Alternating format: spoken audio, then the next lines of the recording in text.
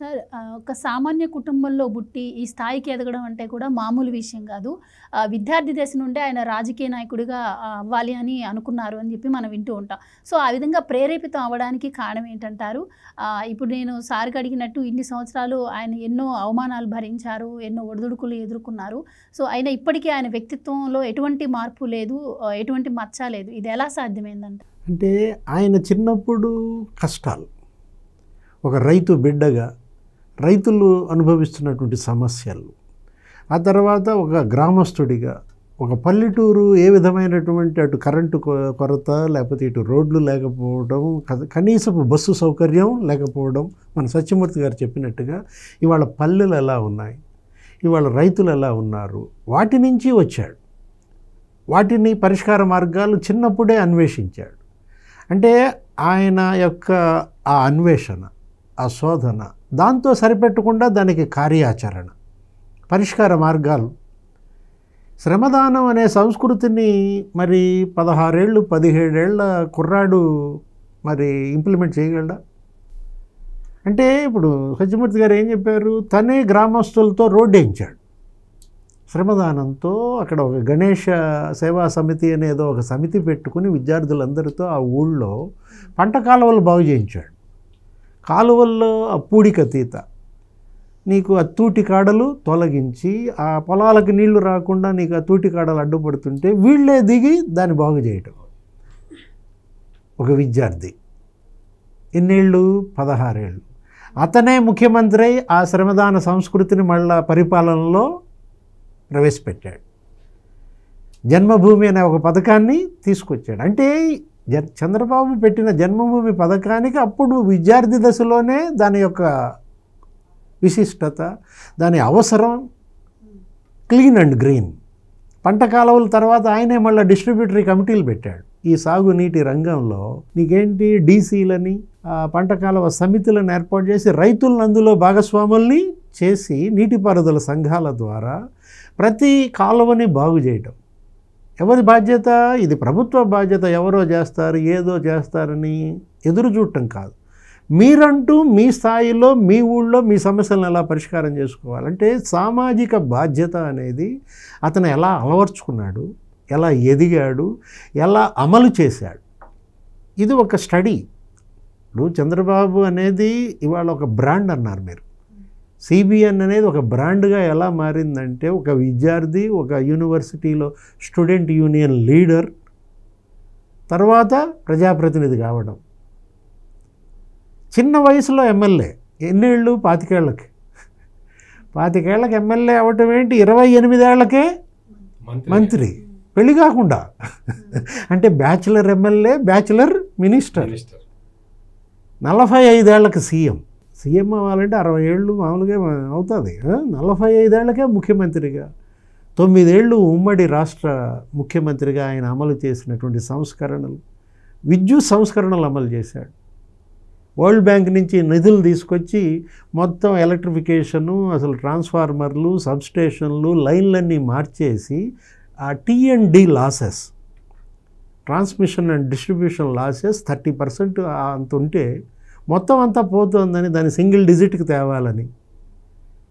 ఏమంటే మీరు ఛార్జీలు పెంచుతున్నారు, కరెంటు ఛార్జీలు పెంచుతున్నారు, ఇన్నిసార్లు ఛార్జీలు పెంచితే ప్రజల్లో తీవ్ర వ్యతిరేకత వస్తుంది, మీ ప్రభుత్వం పడిపోతుంది అంటే తన ప్రభుత్వాన్ని కూడా త్యాగం చేశాడు. దేనికోసం? సమాజాన్ని నిర్మించటం కోసం, వ్యవస్థని పటిష్టం చేయటం కోసం. విద్యుత్ వ్యవస్థ ఇవాళ ఇంత పటిష్టంగా ఉందంటే ఆ రోజు ఆయన అమలు చేసిన పవర్ రిఫార్మ్స్. అంటే ఒక సంస్కరణవాదిగా, ఒక పాలనా దక్షుడిగా, ఒక సమర్థ నాయకుడిగా ఐఏఎస్ఎల్ని ఎలా నడిపాడు? అప్పట్లో క్లీన్ అండ్ గ్రీన్ అనేవాడు. పచ్చదనం, పరిశుభ్రత, అక్షర దీప్తి, ఏదో చదువుల పండుగ. అసలు ఆయన తీసుకొచ్చినటువంటి ఒక ఏంటి, ప్రభుత్వాన్ని ప్రజల దగ్గరికి తీసుకురావటం, ప్రజల వద్దకే పాలన. అంటే ఉద్యోగుల్ని, ఆ తర్వాత అధికారుల్ని నడిపించిన తీరు ముఖ్యమంత్రిగా, ఆకస్మిక తనిఖీలు, సడన్ విజిట్స్ అన్నమాట. వెంటనే కొంతమందికి గుండెపోట్లు వచ్చినాయి. ఏది, ఎక్కడికక్కడ ఆయన తిరుగుతుంటే చూస్తుంటే ఉద్యోగుల్లో తీవ్ర వ్యతిరేకత వచ్చింది. ఒరే నాయన ఈయన మళ్ళీ ఇంకోసారి ముఖ్యమంత్రి అయితే మన ప్రాణాలు తీసేలా ఉన్నాడు అంటే ఎలా పరుగులు పెట్టించాడు. దానికోసం ఆయన ఓడిపోవచ్చు, కానీ అధికారుల్లో జవాబుదారీతనం తీసుకురావటం, smart governance, simple, moral, accountable, responsive, transparence. స్మార్ట్గా అబ్రివేషన్ ఇచ్చి పారేశాడు. అంటే స్మార్ట్ గవర్నెన్స్ తీసుకొచ్చాడు, ఒక మోరల్ గవర్నెన్స్ అన్నాడు, ఒక అకౌంటబుల్ గవర్నెన్స్. అంటే రెస్పాన్సివ్, మీరెంత బాధ్యతగా ఉండాలి. ఇవాళ ప్రభుత్వ యంత్రాంగం ఇవాళ ప్రజల్లోకి వచ్చిందంటే, ప్రజలతో మమేకమైందంటే, గల్లా పుచ్చుకుంటున్నారంటే, ప్రజల్లో ఇంత చైతన్యం వచ్చిందంటే, నా ఊరికి రోడ్డు ఎందుకు వేయవు, నా ఊళ్ళో అంగన్వాడీ కేంద్రం ఎందుకు పెట్టావు, నా ఊళ్ళో పంచాయతీ బిల్డింగ్ ఎందుకు కట్టవని అడిగేలాగా ఇవాళ ఎమ్మెల్యేలు అంటే గతంలో అంతకుముందు ఏంటి, ఎక్కడో కొండ మీద ఉన్నట్టుగా ఫీల్ అయ్యేవాళ్ళు. ఎమ్మెల్యేలన్నా, మంత్రులన్నా, ముఖ్యమంత్రి అన్నా ఆయన ఏదో ఆకాశంలో ఉన్నట్టుగా ఫీల్ అయ్యేవాళ్ళు. అట్లాంటిది ప్రజల్లో ఉండేవాడే ప్రతినిధి. ఒక ప్రతినిధి అనే దానికి ఒక గొప్ప నిర్వచనం ఇచ్చినట్టుగా మనం చూడాలి. ఇవాళ చంద్రబాబు మనం చూసాము, ప్రతి కిలోమీటర్కి ఒక ఎలిమెంటరీ స్కూల్, ప్రతి 3 కిలోమీటర్లకి ఒక అప్పర్ ప్రైమరీ స్కూల్, 5 కిలోమీటర్లకి ఒక హై స్కూల్, ప్రతి డివిజన్లో ఒక ఇంజనీరింగ్ కాలేజ్, ప్రతి మండలంలో ఒక జూనియర్ కాలేజ్, ప్రతి జిల్లాలో ఒక మెడికల్ కాలేజ్. ఎవరన్నా ఆలోచన చేయగలరా? అంటే విద్యా రంగంలో ఆయన తీసుకొచ్చిన సంస్కరణలు, నీకు ఒక 300 ఇంజనీరింగ్ కాలేజీలు పెట్టాడు. హైదరాబాద్ చుట్టుపక్కలే కొన్ని వందలు.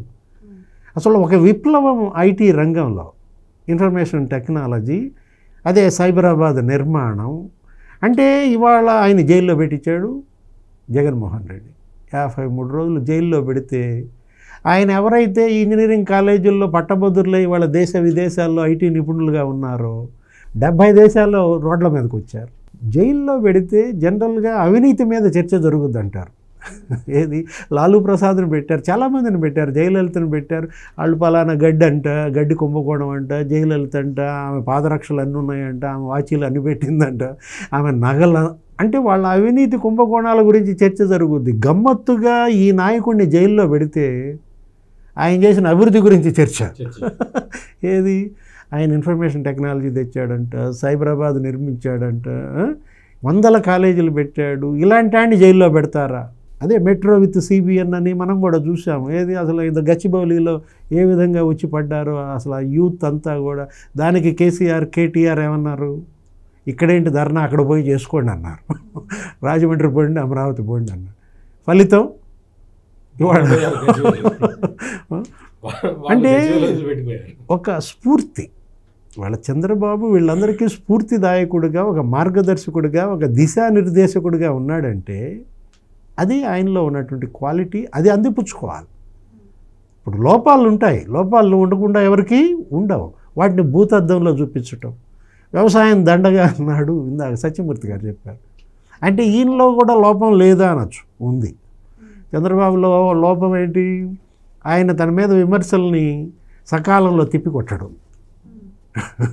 ఇప్పుడు నిజం నిలకడ మీద తేలుద్ది అంటాడు. నిజం నిలకడ మీద తేలేలోపు అబద్ధం మొత్తం చుట్టూ వచ్చి జగన్మోహన్ రెడ్డి ముఖ్యమంత్రి అయి కూర్చున్నాడు, రాజశేఖర రెడ్డి ముఖ్యమంత్రి అయి కూర్చున్నాడు. అంటే వ్యవసాయం దండగా అని ఇప్పుడు ఇందాక సత్యమూర్తి గారు నీకు ఒకటి గుర్తు చేశారు. అసలు ఆ మాట ఆయన అనలేదు.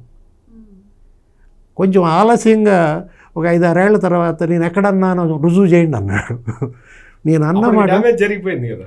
నేను ఆ మాట అన్నట్టుగా ప్రెస్ క్లిప్పింగ్లు కానీ, నేను ఆ మాట అన్నట్టుగా నా ఆడియో స్పీచ్ కానీ, వీడియోలు కానీ మీరు చూపించగలరా అని అసెంబ్లీలో సవాల్ చేస్తే నోరు తెరిచినాళ్ళు లేరు. ఇప్పటికీ అది రుజువు చేయలేకపోయారు. అదే ఆయనలో లోపం. Please subscribe to Leo news for more videos.